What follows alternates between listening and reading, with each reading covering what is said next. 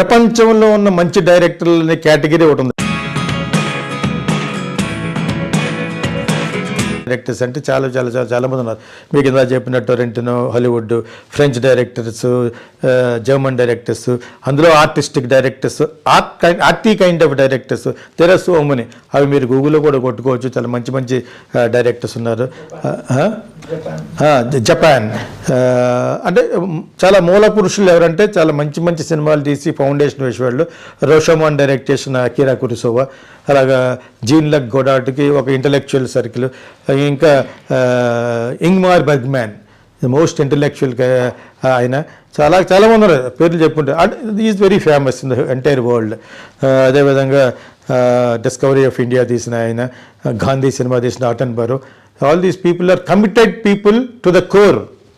వాళ్ళంతా అనమాట. వీళ్ళందరి కోసం కూడా ఎందుకు తెలుసుకోవాలంటే ఆ classic like Doctor Zhivago, Mackenna's Gold, ఇవన్నీ చూడాలి. రోమన్ హాలిడే, ఇవన్నీ ఎందుకు చూడాలంటే క్లాసిక్స్ అనమాట. So all these films why you must watch. అందులో ఆ విధంగా ఇండియాలో కూడా ఉన్నాయి. మొఘలాయిజం, మంచి సినిమాలు తీశారు. మంచి ఆ దుబాయ్ నుంచి ఇన్వెస్ట్ చేసి చాలా బ్యూటిఫుల్గా తీశారు. Pakeezah, very beautiful films. Like that Islamic kind of ఆ సామ్రాజ్యాన్ని ఎలా తీసుకెళ్ళారు, అప్పుడు ఎంత కళను ఎంతలా హిందుస్థానీ సంగీతంతో ఎలా చేశారు అవి.